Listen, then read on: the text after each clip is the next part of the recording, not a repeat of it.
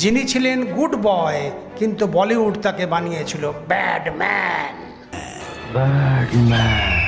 এক এমন অভিনেতা যার ইংরেজি ছবিতে ছিল জবরদস্ত ডিম্যান্ড। এক এমন ভিলেন যিনি প্রথমে ছিলেন অ্যাক্টিং টিচার, যিনি অনেক অভিনেতাকে শিখিয়েছিলেন অভিনয়। এক এমন টিচার যখন তিনি ফিল্মে ভিলেন হন তখন হিরোরা সব ভয় পেয়ে যায়। তিনি হলেন great action teacher, actor, villain আর bad man of Bollywood, Gulshan Grover.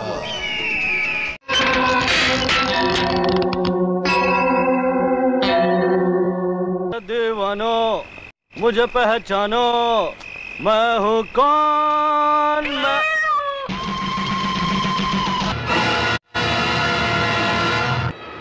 Badman. मेरा नाम है कल्लू कल्लन कालिया, अभी बनाता हूँ तेरा छालिया।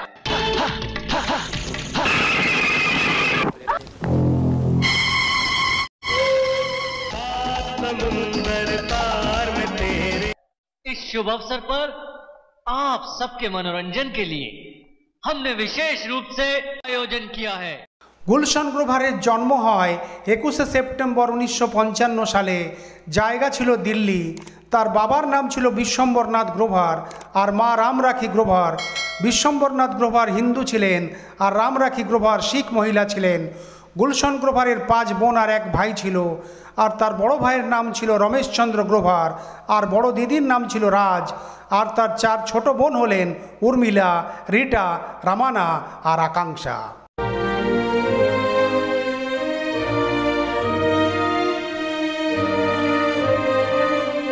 গুলশান গ্রোভারের বাবার দিল্লিতে কাপড়ের কারবার ছিল, কিন্তু আয় সেরকম ভালো ছিল না।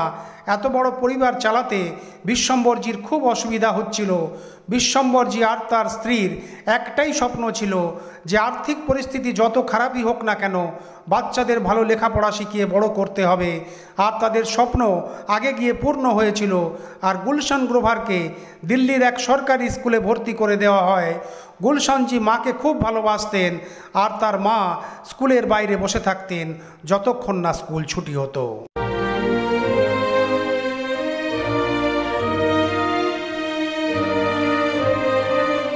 আর যখন গুলশানজি ধীরে ধীরে বড় হতে থাকেন তখন তিনি বুঝতে পারেন যে ঘরের আর্থিক পরিস্থিতি খুব একটা ভালো নয়।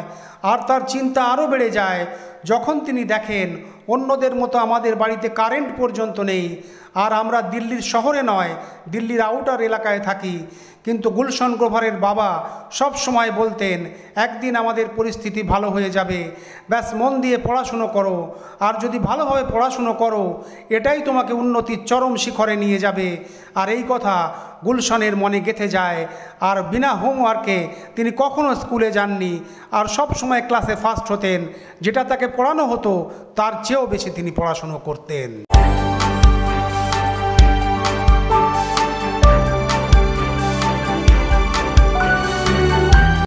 আর গুলশান মায়ের সাথে প্রায়ই গুরুদুয়ারায় যেতেন আর সেখানে মায়ের সাথে ঝাড়ু আর লঙ্গরের বাসন ধুতেন। গুলশানের এই সব কাজ খুব ভালো লাগতো। আর সেই সময় সেখানে রামলীলা হতো আর গুলশানজির বাবা বিশ্বম্বরজি পুরো ব্যবস্থা দেখাশুনো করতেন। এমনকি রামলীলার সব ডায়লগ তার বাবা বিশ্বম্বরজি লিখতেন। আর সেই সময় গুলশানজি রামলীলাতে সুগ্রীবের বানর সেনাতে বানরের রোলে অভিনয় করতেন।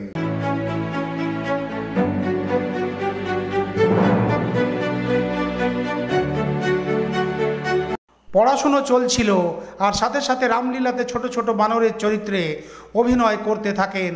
আর গুলশান তার ভাই বোনের সাথে সাথে বড় হতে থাকেন। আর যখন তিনি 9ম শ্রেণীতে পড়েন তখন তিনি বুঝতে পারেন যে ঘরের অবস্থা আরও খারাপ হচ্ছে আর বাবার আর্থিক অবস্থা খুবই খারাপ হতে থাকে। আর তখন গুলশান তার ভাই রমেশের সাথে কাজ করতে শুরু করেন। গুলশানের স্কুল দিনের বেলায় ছিল, সেই কারণে সকালে তাড়াতাড়ি উঠে স্কুলের ড্রেস পরে কাপড়ে রুটি বেঁধে ঘর থেকে বেরিয়ে যেতেন। আর পড়াশুনোর সাথে সাথে সেলসম্যানের কাজ করতেন। অর্ডারের বই নিয়ে ঘরে ঘরে যেতেন আর টয়লেট ক্লিনার, ডিটারজেন্ট, ফিনাইলের অর্ডার নিয়ে আসতেন। আর তার ভাই রমেশ এই সব মাল সাপ্লাই করতেন।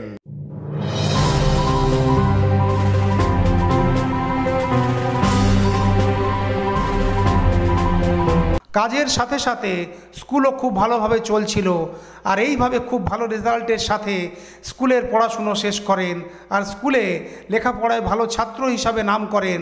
তিনি ইংরেজিতে খুব ভালো ছিলেন আর সেই কারণেই দিল্লির খুব নামকরা কলেজ শ্রীরাম কলেজ অফ কমার্সে তার অ্যাডমিশান হয়ে যায়। আর সেই সময় গুলশানের পরিবার চাইতেন গুলশান গ্র্যাজুয়েট হবার পর খুব ভালো চাকরি করবেন। গুলশানের ঘর কলেজ থেকে অনেক দূরে ছিল, 3টে বাস পাল্টে তাকে কলেজে যেতে হতো। গুলশান কলেজেও পড়াশুনোয় খুব ভালো ছিলেন। গুলশানের সাথে সেই সময় কলেজে পড়তেন অরুণ জেটলি আর নামকরা টিভি অ্যাঙ্কার রজত শর্মা।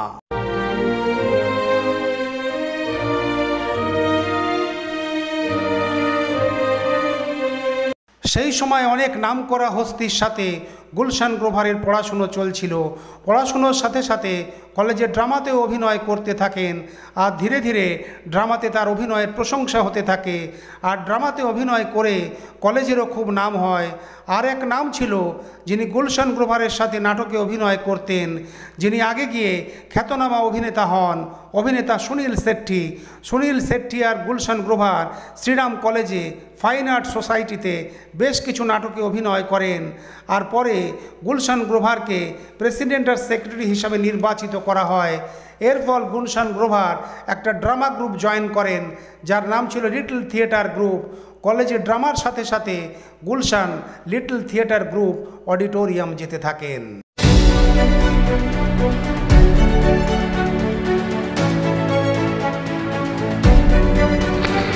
আর সেখানে বড় বড় আর্টিস্টদের সাথে তার দেখা হয় আর অভিনয় করার ইচ্ছা তার আরও বাড়তে লাগে।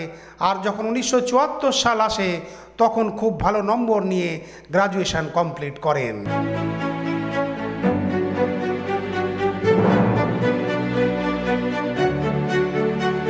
আর এরপর মাস্টার্স ডিগ্রি করতে চেয়েছিলেন গুলশান, আর সেই কারণে ফর্ম ভরে দেন। কিন্তু গুলশান বুঝতে পারছিলেন না যে তিনি কি করবেন। আর একদিন বাবাকে বলেন, আমি মুম্বাই গিয়ে অ্যাক্টিং করতে চাই। যখন গুলশানের মা বাবা এই কথা শোনেন তখন তারা অবাক হয়ে যান, কিন্তু তার বাবা গুলশানের ভাবনার সম্মান দেন আর বলেন, আমি তোমাকে 6 মাস সময় দিলাম, তুমি বোম্বে যাও, কিন্তু এই 6 মাসের মধ্যে যদি তোমার কিছু না হয় তবে একদিনও সময় নষ্ট করবে না, তুমি ঘরে ফিরে আসবে। আর এটাও দেখার বিষয়, গুলশান গ্রোভার সিএর পড়াশুনো অর্থাৎ চার্টার্ড অ্যাকাউন্টেন্টের পড়াশুনো কমপ্লিট করেছিলেন। আর গুলশান মুম্বাই যাবেন ঠিক করেন তার স্বপ্নকে পূরণ করতে।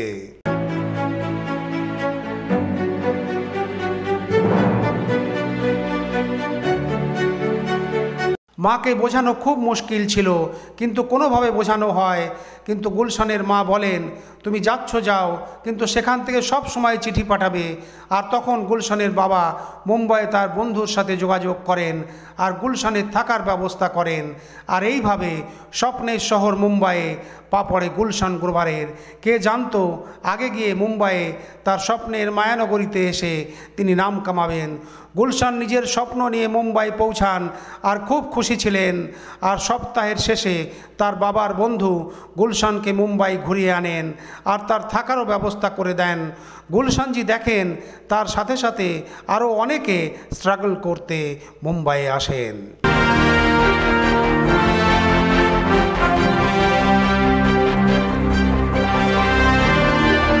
গুলশান যেখানে থাকতেন তার নিচে একটা রেস্টুরেন্ট ছিল যেখানে খাবার পাওয়া যেত। কিছুদিন তো খুব ভালো কাটছিল, কিন্তু এরপর গুলশান বুঝতে পারেন এইভাবে তিনি ফিল্মে কাজ পাবেন না। আর তখন তার সঙ্গে দেখা হয় একজনের। তিনি বলেন, আমি খ্যাতনামা স্টারের শালা।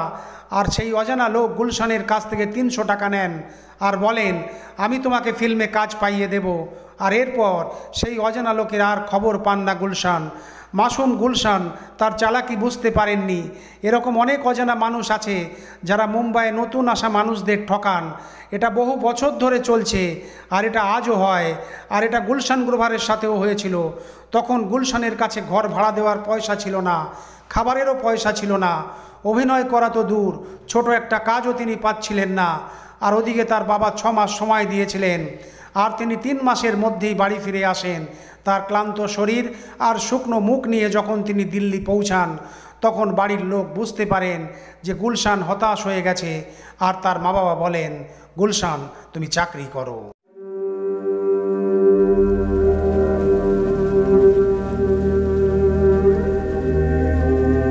দেখার বিষয় হলো সিএ তো তিনি পাশ করেছিলেন, আর সেই জন্য গুলশানের কাছে অনেক চাকরির অফার আসে, কিন্তু তখনও গুলশানের মন পড়ে থাকে স্বপ্নের মায়ানগরী মুম্বাইয়ে।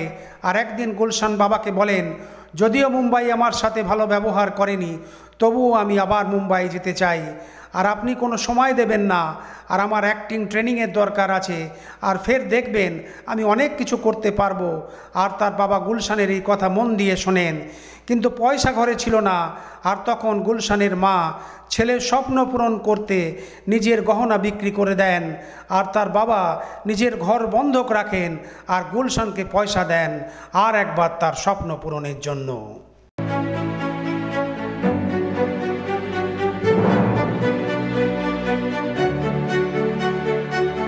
গুলশান গ্রোভার চাইছিলেন পুনেতে গিয়ে এফটিআইআইতে কোর্স করবেন আর অ্যাক্টিং শিখবেন, কিন্তু এফটিআইআইতে কিছু আন্দোলন চলছিল, সেই কারণে অ্যাডমিশান বন্ধ ছিল। আর তাই পুনেতে নয়, সোজা পৌঁছে যান গুলশান গ্রোভার বোম্বেতে নামকরা রোশন তানেজাজির অ্যাক্টিং স্কুলে, আর সেখানে অ্যাডমিশান নেন। আর সেই সময় তার সাথে ট্রেনিং নিচ্ছিলেন অনিল কাপুর, মজহর খান, মদন জৈন, আর এরকম আরও 20 জন ছিলেন। আর তার টিচার ছিলেন মিঠুন চক্রবর্তী, ওম পুরী, গীতা খান্না, আরও অনেকে ছিলেন। তার মধ্যে আরও ছিলেন জয়া ভাদুড়ী, শাবানা আজমি, শত্রুঘ্ন সিনহার মতো কিছু অভিনেতারা, যারা সেখানে ভিজিটিং ফ্যাকাল্টি হিসাবে আসতেন। আর 1 বছরের এই কোর্স খুব মনোযোগ দিয়ে শেষ করেন গুলশান গ্রোভার।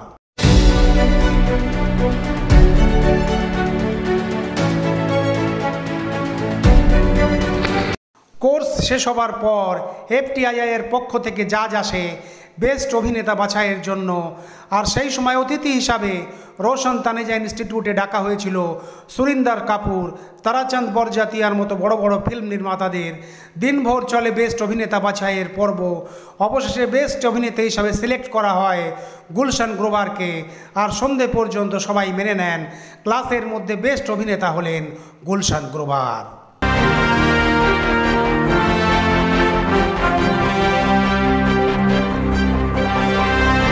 আর রাজশ্রী প্রোডাকশনের মালিক তারাচাঁদ বরজাতিয়াজি গুলশান গ্রোভারকে নিজের অফিসে আসার অফার দিয়ে দেন। আর গুলশান গ্রোভারের খুশির ঠিকানা থাকে না, আর মনে মনে ভাবতে লাগেন এবার সহজেই ফিল্মে কাজ পেয়ে যাব, আর ঘরে বলে দেব আর পয়সা পাঠাতে হবে না। আর পরের দিনই গুলশান গ্রোভারজি তারাচাঁদ বরজাতিয়াজির অফিসে পৌঁছান, অর্থাৎ রাজশ্রী প্রোডাকশন। আর গুলশান গ্রোভারকে স্বাগত জানানো হয়, কথাও হয়, কিন্তু ফিল্ম নিয়ে কোনো কথা হয় না। আর এই দেখা করার পর কোনো চমৎকারও হয়নি। গুলশানজি খুব চিন্তায় ছিলেন, ঘর থেকে চিঠির পর চিঠি আসতে থাকে। গুলশান বোম্বে ছিলেন, আর তিনি ভাবছিলেন দিল্লি চলে যাবেন আর চাকরির চেষ্টা করবেন। আর গুলশান গ্রোভার নিজের কেরিয়ার নিয়ে খুব চিন্তায় ছিলেন, আর এটা বুঝতে পারেন প্রফেসর তানেজাজি। আর নিজের ইনস্টিটিউটে অ্যাক্টিং টিচার হিসাবে চাকরিতে রাখেন গুলশান গ্রোভারকে। যেখানে গুলশান গ্রোভার নিজে অভিনয় শিখেছিলেন, সেখানে তিনি অভিনয় শিখিয়ে নিজের খরচা চালাতে আরম্ভ করেন।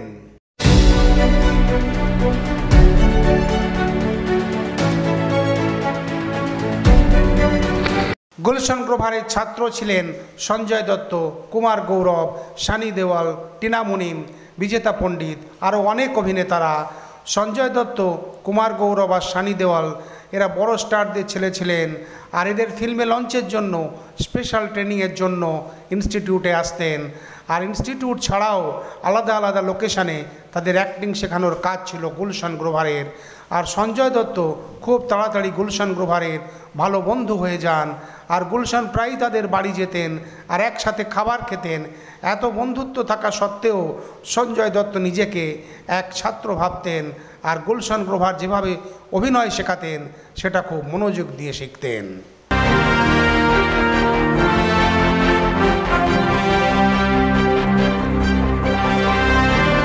ऐसे मुंह बनाना शुरू करो जैसे मैं तुम्हारी मर्जी के खिलाफ बात कर रहा हूँ। अब मुंह लटका कर कहो ठीक है डैडी। ठीक है डैडी। সঞ্জয় দত্তকে যে ফিল্মে লঞ্চ করা হয় সেই ছবির নাম ছিল রকি। যখন সুনীল দত্ত দেখেন গুলশান গ্রোভারের সামনে, সঞ্জয় দত্ত নার্ভাস হয় না। আর যদিও নার্ভাস হয়, গুলশান গ্রোভার সেটা ঠিক করে দেন। আর এটা দেখে সুনীল দত্ত নিজের ছবি রকিতে একটা রোল অফার করে দেন। এই রোল ছিল সঞ্জয় দত্তের বন্ধু জাগির।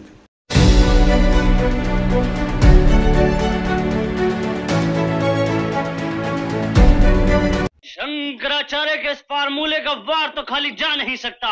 रॉके যদিও গুলশান গ্রোভার সব সময় ভিলেন হতে চেয়েছিলেন, কিন্তু এই রোলেও তিনি খুব খুশি ছিলেন। ফিল্মে প্রথম তিনি সুযোগ পান আর খ্যাতনামা অভিনেতা সুনীল দত্তের ছবিতে, কিন্তু ছবি তৈরি হতে অনেক সময় লেগে যায়।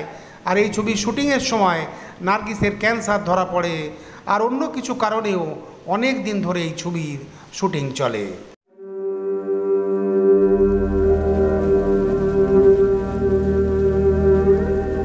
সেই সময় সুরিন্দর কাপুর, যিনি গুলশান গ্রোভারকে খুব পছন্দ করতেন, আর তিনি নিজের ছেলে অনিল কাপুর আর বনি কাপুরের সাথে আলাদা আলাদা প্রডিউসারদের কাছে যেতেন আর নিজের গাড়িতে গুলশান গ্রোভারকে সঙ্গে নিয়ে যেতেন। আর গুলশান গ্রোভারের কাজের খুব প্রশংসা করতেন সুরিন্দর কাপুর। আর সুরিন্দর কাপুরের জন্য তিনি একটা ছবিতে কাজ করার সুযোগ পান। ছবির নাম ছিল এক জান হ্যায় হাম।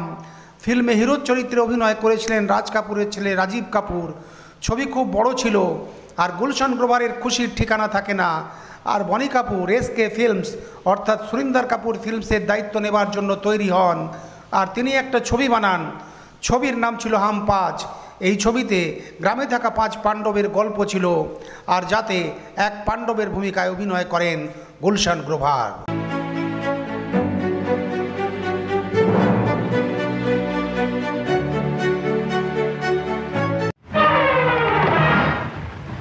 হাম 5 ছবিতে নিজের গুরু মিঠুন চক্রবর্তীর সাথে তিনি কাজ করেছিলেন, আর সাথে ছিলেন রাজ বব্বর, শাবানা আজমি আর মহান খলনায়ক অমরেশ পুরী।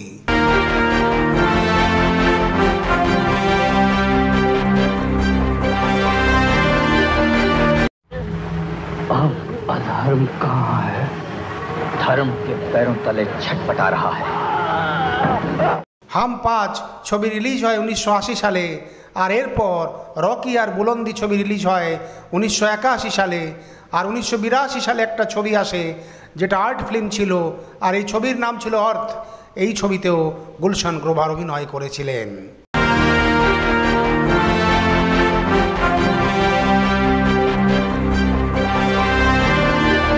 ফিল্মে তো গুলশান গ্রোভার অভিনয় করছিলেন, কিন্তু বড় রোল তিনি পাচ্ছিলেন না। এক সপ্তাহের শুটিংয়েই তার কাজ শেষ হয়ে যেত। গুলশানজি খুব চিন্তায় ছিলেন, আর ঘরে প্রায়ই তাকে চিঠি লিখতে হতো, যেখানে নিজের অসুবিধার কথা বলতে পারতেন না। কিন্তু তার অসুবিধার কথা বুঝেছিলেন অনিল কাপুর। অনিল কাপুর আর গুলশান গ্রোভার খুব ভালো বন্ধু ছিলেন। আর অনিল কাপুর একদিন বলেন, তুমি দক্ষিণ ভারতের ফিল্মে কাজ করবে? তখন গুলশান গ্রোভার বলেন, আমি সাউথ ইন্ডিয়ান ছবিতে কাজ করতে রাজি আছি। তখন অনিল কাপুর বলেন, আজই আমাদের উটি যেতে হবে। প্রডিউসার 2টো ফ্লাইটের টিকিট পাঠিয়েছেন। আর এই কথায় অনিল কাপুরের সাথে উটি চলে যান গুলশান গ্রোভার। কিন্তু হোটেলে পৌঁছাবার আগেই গুলশানজি জানতে পারেন যে অনিল কাপুর নিজেই ফ্লাইটের টিকিট কেটেছেন তার মুড ঠিক করার জন্য।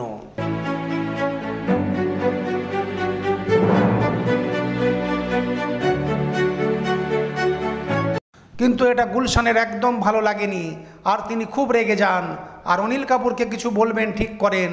আর ঠিক তখন অনিল কাপুরের সাথে গুলশান গ্রোভারকে দেখেন সাউথ ইন্ডিয়ান ছবির ডিরেক্টর বালু মহেন্দ্রজি, আর তার নজর পড়ে গুলশান গ্রোভারের উপর। কিন্তু গুলশান এইসব একদম খেয়াল করেননি, তিনি সোজা নিজের ঘরে চলে যান। আর তখন বালু মহেন্দ্রজি অনিল কাপুরকে বলেন, তোমার বন্ধু অ্যাক্টিং করতে পারে, আমার তার চেহারা আর তার চোখের চাউনি খুব ভালো লেগেছে। তখন অনিল কাপুর বলেন, গুলশান এক হোনহার অভিনেতা। এই কথা শুনে বালুজি খুব খুশি হন। আর সেই সময় বালু মহেন্দ্রজি নিজের তামিল ছবি মুদ্রণ পেরাইয়ের হিন্দি রিমেক বানাচ্ছিলেন, যে ছবির নাম ছিল সদমা। আর সেই ছবিতে বালু মহেন্দ্রজি গুলশানকে সাইন করান।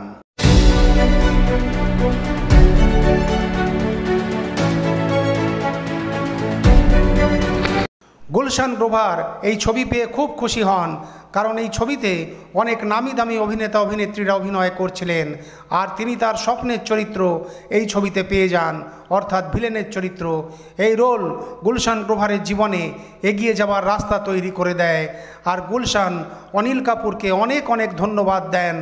এই ছবিতে তার অভিনয় করতে কোনো অসুবিধা হয়নি, কিন্তু একটা অসুবিধা হয়েছিল, সেটা হলো রেপ সিন করতে। কারণ আসল জীবনে গুলশান খুব ভালো মানুষ ছিলেন, আর তাকে এই ছবিতে রেপ সিন করতে বলা হয়, আর তিনি ঘাবড়ে যান।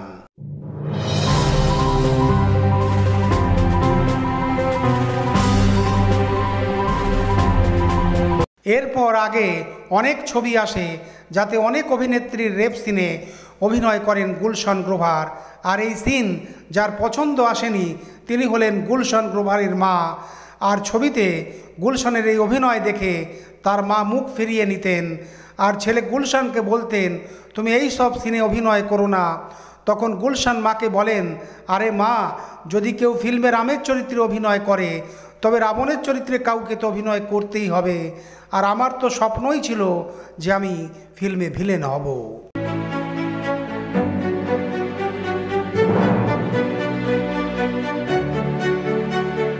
তখন গুলশানের মা বুঝতে পারেন, আর নিজের ছেলের উপর পুরো বিশ্বাস ছিল তার, আর তিনি বলতেন, আসল জীবনে আমার গুলশান তো সত্যিকারের রাম। আর সেই সময়ও চলে আসে যখন রাম সীতা পেয়ে যান গোয়াতে, যার নাম ছিল ফিলোমিনা লোগো, আর তার সাথে দেখা করান গুলশানের এক বন্ধু রঞ্জন। কিছুদিন পর এমন হয় যে দুজন দুজনকে খুব পছন্দ করতে থাকেন, আর সেই সময় মা বাবার সাহায্যে একটা ছোট অ্যাপার্টমেন্ট কিনে ফেলেন, আর গুলশান আর ফিলোমিনা লিভিং রিলেশনশিপ হিসাবে থাকতে লাগেন।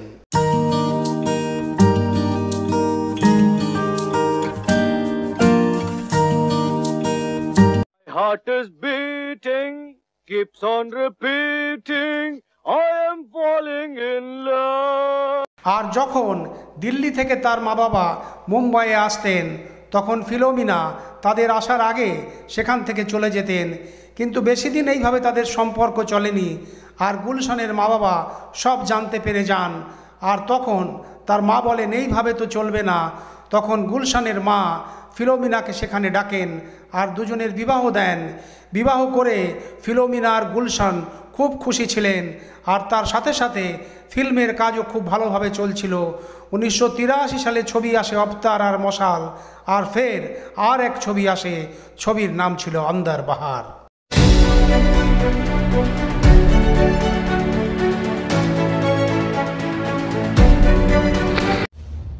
बेटा प्यार प्यार प्यार दौलत बहुत बड़ी चीज है। এরপর গুলশান গ্রোভারের এক মনে রাখার মতো ছবি আসে, যেটা আজও সবাই পছন্দ করে। 1984 সালে এই ছবি রিলিজ হয়। সানি দেওয়াল আর পুনম ঢিল্লনকে এই ছবিতে স্বামী মহিবাল হিসাবে অভিনয় করতে দেখা যায়, আর গুলশান গ্রোভার এই ছবিতে এক গুরুত্বপূর্ণ চরিত্রে অভিনয় করেন, যে চরিত্রের নাম ছিল নূর।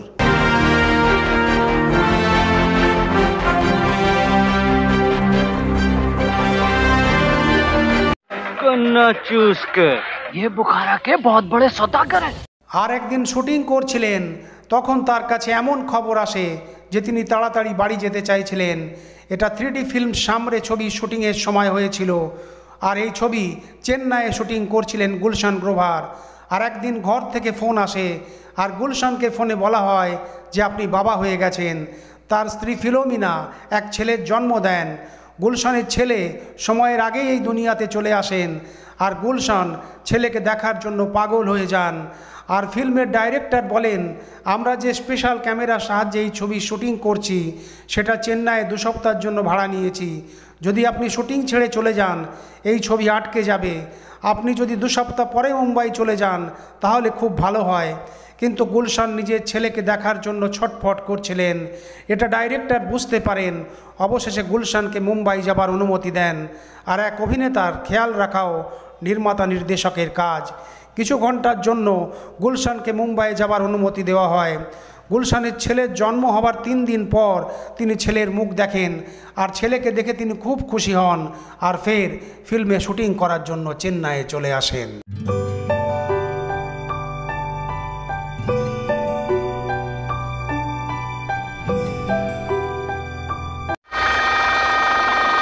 प्रोफेसर, तुम मारिया को लेकर फौरन सामरी की हवेली चले जाओ।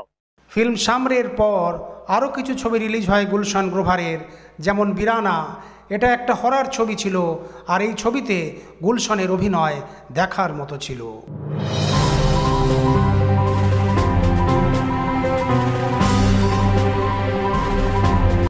ठाकुर साहब, आज फिर गांव से दूर वीरानों में एक अजनबी की लाश मिली है। গুলশান অনেক ছবিতে কাজ করতে থাকেন।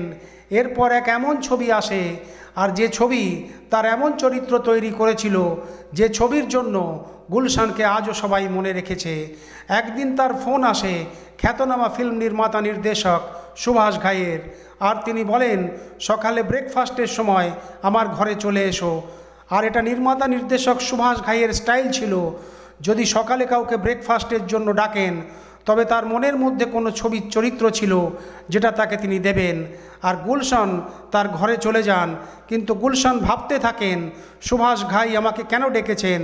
আর বাড়ি পৌঁছবার পর সুভাষ ঘাই গুলশানকে বলেন, প্রথমে ব্রেকফাস্ট করো, তারপর কথা হবে।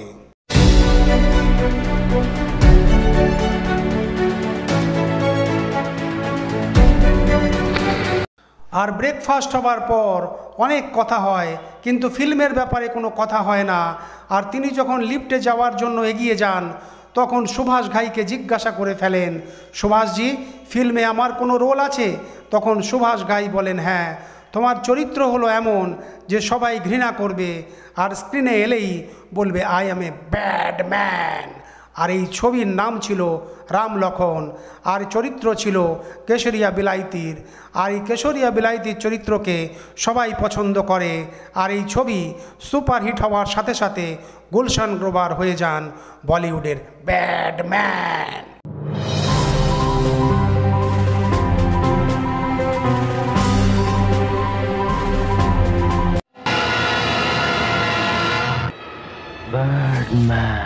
রাম লক্ষণ ছবিতে অভিনয় করার পর গুলশান গ্রোভারকে আর পিছনে ফিরে তাকাতে হয়নি। अब देखना ये कुल्लू महाराज क्या करता है। গুলশান গ্রোভার ধীরে ধীরে উন্নতির চরম শিখরে উঠছিলেন, আর তখনই তার জীবনে এমন এক মোড় আসে যে তিনি ডিস্টার্ব হয়ে যান। তাদের বিবাহের মাত্র 4 বছর হয়েছিল। ফিলোমিনা আর গুলশান দুজনে আলাদা হতে চেয়েছিলেন, অর্থাৎ তালাক নিতে চেয়েছিলেন। ये तुमने अच्छा नहीं किया। बहुत अच्छा किया मैंने। जबान बंद करो अपनी। দুজনের মধ্যে ঠিক হয় ছেলে সঞ্জয় গুলশানের পাশে থাকবে, কিন্তু কোর্ট বলে ছোট বাচ্চাকে মায়ের থেকে আলাদা করা সম্ভব নয়। তখন ফিলোমিনা বলেন, সঞ্জয়কে আমার থেকে ভালো গুলশান দেখতে পারবে, আমি এসে মাঝে মাঝে দেখা করে যাব। তখন গুলশান ফিলোমিনাকে ছাড়তে এয়ারপোর্ট চলে যান। আর ছোট সঞ্জয় বাবাকে জিজ্ঞাসা করে, আমার মা কোথায় যাচ্ছে? তখন গুলশান অনেক বাহানা করেন আর বলেন, মা আর বাবার দুজনের ভালোবাসা আমি তোমাকে দেব।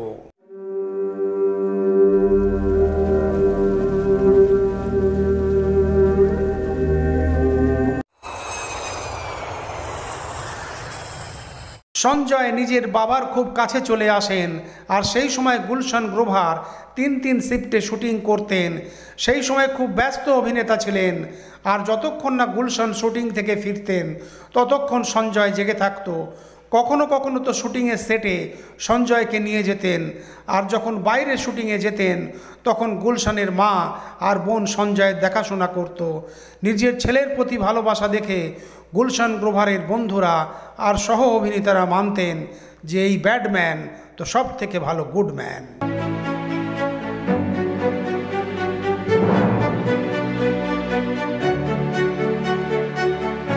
গুলশানের বন্ধুরা বলেছিল ছেলে সঞ্জয়কে বোর্ডিং স্কুলে দিয়ে দাও, কিন্তু গুলশান কখনো ছেলেকে নিজের থেকে আলাদা করেননি।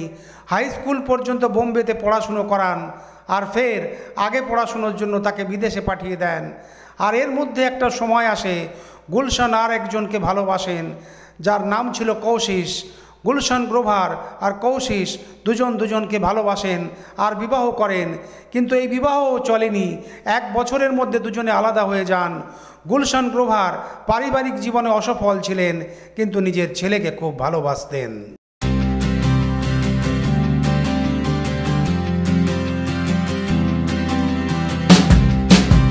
ফিল্মি দুনিয়ার কথা বলতে গেলে সবাই ছবিতে তার অভিনয় দেখার জন্য অপেক্ষা করতেন।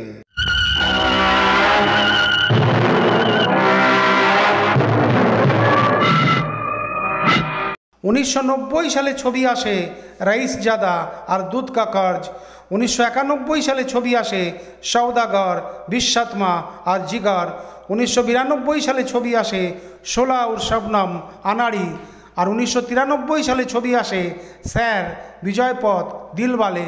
1994 সালে ছবি আসে মোহরা, ক্রিমিনাল। আর 1995 সালে রঘুবীর, রাম জানে। 1996 সালে Khiladiyon ki Khiladi, yes boss, Mr and Mrs Khiladi. এই রকম অনেক ছবিতে অভিনয় করে তিনি হিন্দি ফিল্ম ইন্ডাস্ট্রিতে খ্যাতির শীর্ষে চলে যান।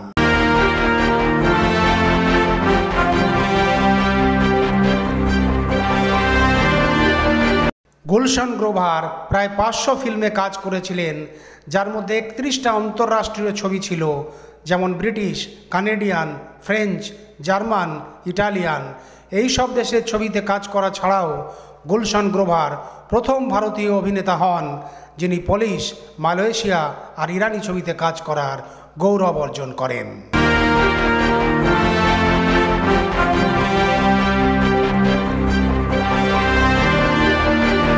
গুলশান গ্রোভারকে ভারতীয় ফিল্মে অনেক সম্মানে সম্মানিত করা হয়, আর তার সাথে সাথে বিদেশি ছবিতেও তাকে সম্মানিত করা হয়। গুলশান গ্রোভারকে নরওয়ের প্রধানমন্ত্রী গ্লোবাল সিনেমায় যোগদানের জন্য নরওয়ে ফিল্ম ফেস্টিভ্যালে তাকে সম্মানিত করেন।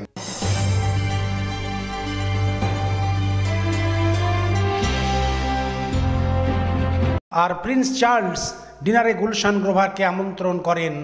গুলশান গ্রোভার খুব খুশি ছিলেন, আর প্রিন্স চার্লসের সাথে ডিনার করার সময় তার মা বাবার কথা খুব মনে পড়ে। তিনি বুঝতে পারেন আমার এই এগিয়ে যাবার রাস্তায় আমার মা বাবার ভূমিকা সব থেকে বড়।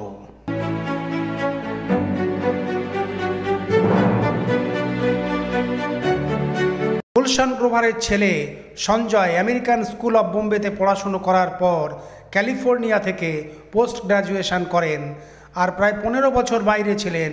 কিন্তু গুলশান গ্রোভার যেমন ছোটবেলায় সঞ্জয়ের খেয়াল রাখতেন, বড় হবার পরও তেমনি খেয়াল রাখতেন।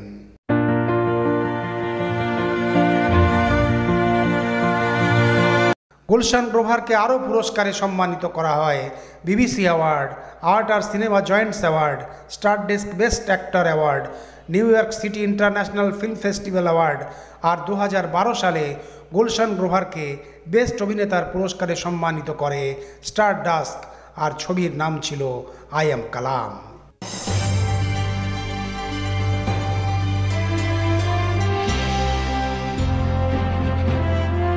আর 2023-এ জয়পুরে রাজস্থান ফিল্ম ফেস্টিভ্যালে গুলশান গ্রোভারকে ভারতীয় সিনেমায় যোগদানের জন্য লাইফ টাইম অ্যাচিভমেন্ট অ্যাওয়ার্ডে সম্মানিত করা হয়।